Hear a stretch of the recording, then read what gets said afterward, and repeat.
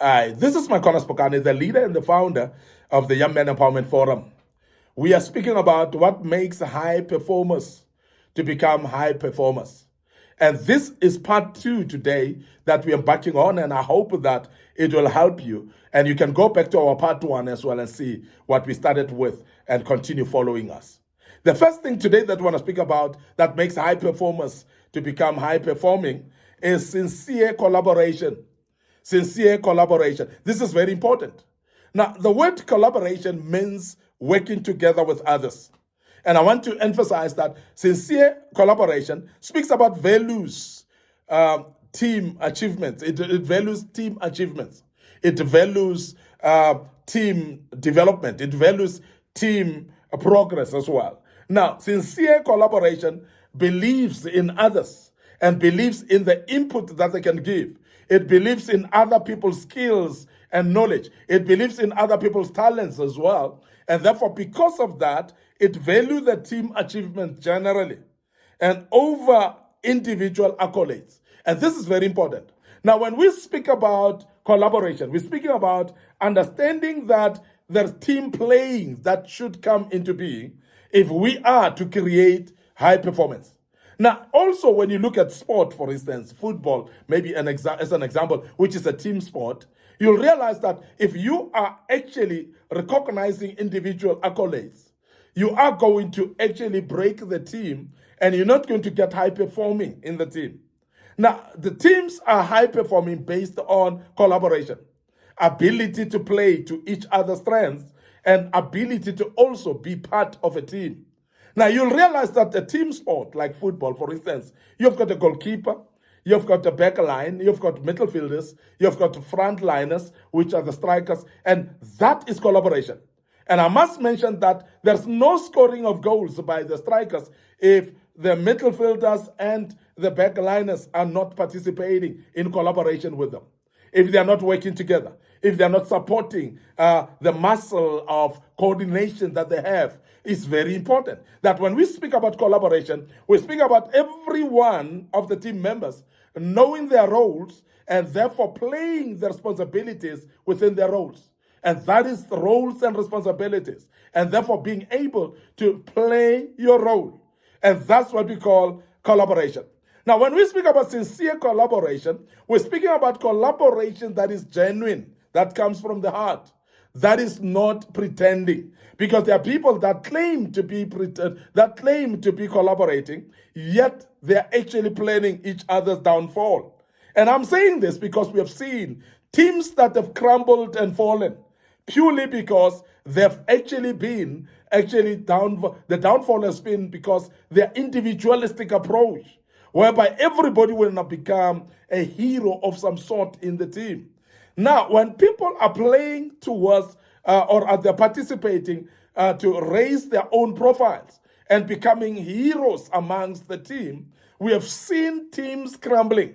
We have seen teams not high performing, because high performance will come with everybody trusting in each other's strengths and therefore supporting each other and making sure that we feed into each other's skills and talents and make sure that we elevate each other's strengths and work towards succeeding as a team, not as individuals. And this is very important. So sincere collaboration, therefore, would actually be away from what we call pretending. It is actually genuine.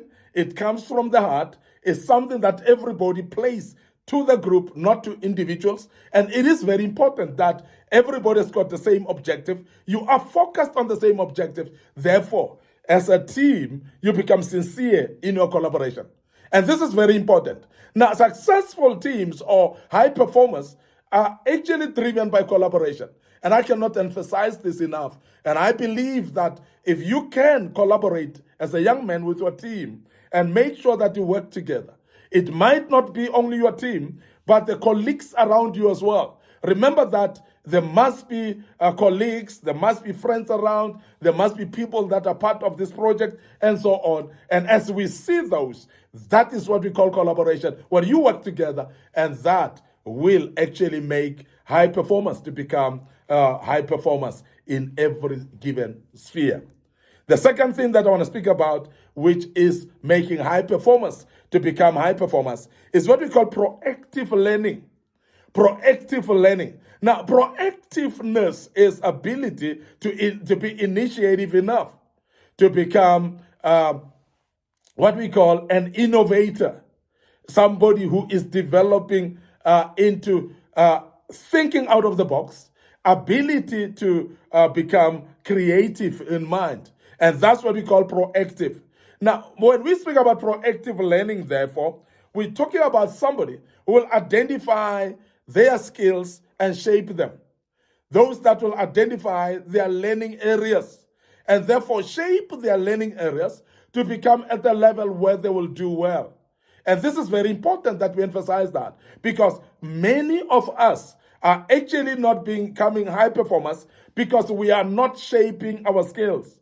And I want to speak about the improvement or seek self-improvement, because as an individual, you cannot remain stagnant where you are, because you're not going to become a high performer by becoming respecting to status quo and reflecting yourself as a weak person that's not going to succeed at all. Somebody who remains where they are. Last year, you were at the same place where you are right now, and that cannot be that you are enhancing yourself to become high performer. High performers are having what we call proactive learning. They seek what we call self-improvement and skill enhancements. They're actually very passionate about self-empowerment.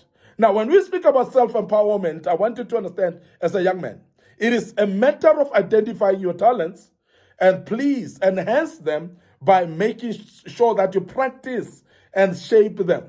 Get coaching within those skills and develop them even to become better. And this is the reason that as a young man, it is also very important to have a personal coach.